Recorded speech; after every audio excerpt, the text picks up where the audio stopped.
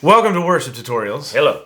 In this series of videos, we are talking about how to determine what is the best amp modeler for you. We do not believe there is a best amp modeler. It's down to what you want and what your needs are. In this video, we're talking the Kemper Profiling Amplifier. Its pros, its cons, why you might want one or why you might want something else.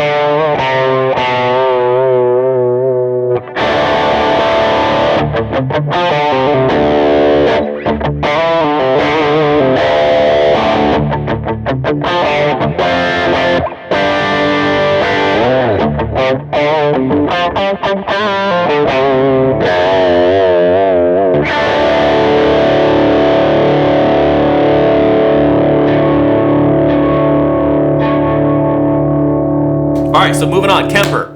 Kemper is the oldest unit. It is, yeah. It's Which like is, 11, 12 years old by now. It is, and I don't think people realize that. That's just information for you. I remember when it came out, and I had a phone conversation with Bradford. I was like, you need to buy this thing. It was totally You up will my alley. love it. And I was right. He was right. He was. So I'm trying to be objective as possible here myself. It is. But it is my preference. The rig I would prefer to use as often as I can. Yeah. Well, I've started to realize I've always known amps were what I wanted. We're not talking about amps in this video. Yeah. Amps Only in the context of profiling and capturing them. Amps are just not. I had to do 3 trips the other day. Nick, can you see these amps in that shot? Yes. Oh, yeah, look over there. They're so good. There they are. But when it comes to a more easier to haul rig, There you go. My preference is my pedal board Yep. into. I love 2 Kempers. I own 2 Kempers. Into dual Kempers. Dual Kempers for stereo amps into the front because I like the gnarliness. Yeah. That happens with that. But So that's pro number one. that's pro number 1, if that means Bradford's anything. favorite for amp tone. Yep. Pro, you can quite literally play any amp you want, assuming that it's been profiled or you have access to profile yourself. Yeah, it's pretty awesome. Other units, you can't necessarily do that. Specific vintage amps, specific famous amps played by famous people. We're really talking about what our friend Jonathan at Tone Junkie Extremely does. rare amps. Yeah, that's all Jonathan's specialty. I suppose it's another pro to say we believe that playing a Kemper profile is tonally on par with playing the amp. Yeah, it's pretty much. I mean, when we've profiled lots of amps, and when you listen to the mic'd amp and you listen to the profile, it's almost impossible to hear the difference. Yeah. If you're trying to only use some pretty straightforward sounds, Yeah. the unit is really easy to do that. You hit a button on the front face of the unit and you dial in the effect and you're done. And it's great for that. I'll come back to the con in a second. Pro, it has an iOS app. I think it's the only one out of the ones we're talking about. The ones we use. Boss has one for and their maybe stuff. maybe Headrush does. Maybe I don't Headrush. know. I'm not sure. But we'll talk about why we don't know much about those later. Yeah. But it's the only one out of our list. Our list: Helix, Kemper, Axe-Fx, Quad Fractal. Cortex, Yeah. Fractal. The only one with an iOS app, so you can actually use iPad or your phone to edit. Yeah. Can you use a phone, or does it have to be an iPad? You can now use a phone as of not too long ago. I've never used it. That right there makes me kind of want to check it out. I don't have a stage. I have a Kemper Profiler. Yeah, I don't remember what the speculation is on it. And I've always kind of wanted a stage. I feel like I'd use it more in a live situation if I had one. But, Well, my con is I can't use my stage because one of the buttons broke. No idea. I think it'd be easy to fix. But let's go into the cons here. Okay. I mentioned it's easy. A pro is that it's easy to get simple sounds, great sounds straight ahead. But the con is there's not a lot of flexibility. Yeah. There's like rules you have to follow if you want trails. Yeah. If you're trying to use a performance for one song, I think what they meant when you think about it is performance means like a whole gig to Kemper. Yeah. And then a rig Well, we're using performance for a single for song. a single song. And a rig is meant for like a song, and then you have effects within there you can turn on and off. But it's limited. It's limited because if you're trying to use a performance for one song and you don't like keep certain like delays or reverbs certain ways, the trails just cut off. But other times you can get trails.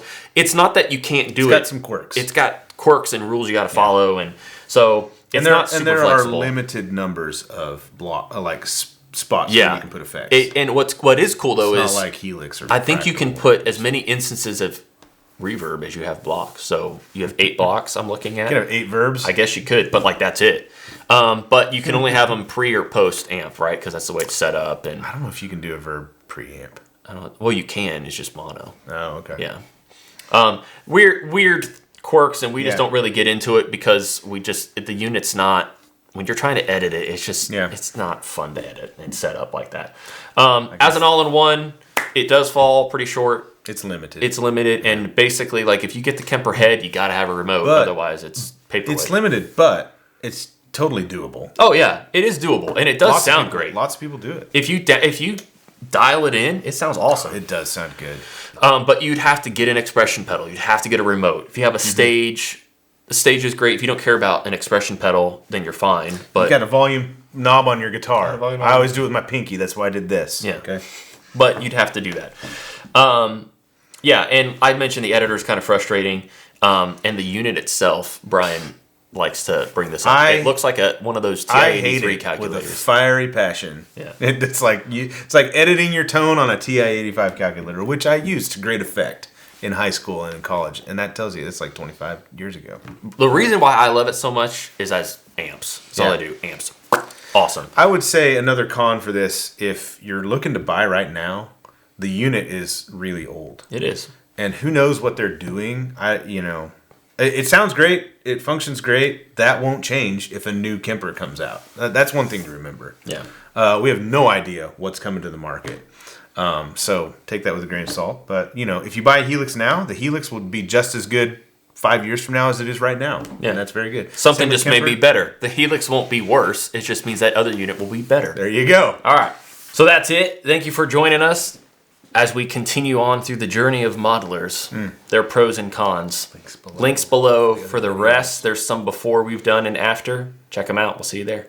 Thank you so much for watching. This is just one video in a multi-video series where we take all of the popular modeling units that are on the market in 2022, the ones we have experience with here at Worship Tutorials, break down their pluses and minuses. So if you want to see the rest of these videos, all of that is going to be linked below. You can also see the over 1 hour long video that's all of it put together in a single video. This is designed to help you make the best decision for you for a modeling unit in 2022. They all have their pluses and they all have their minuses, and different players might prefer different ones. Make sure to subscribe to us on YouTube so you don't miss another upload, including the rest of them in this series. Thank you so much for watching.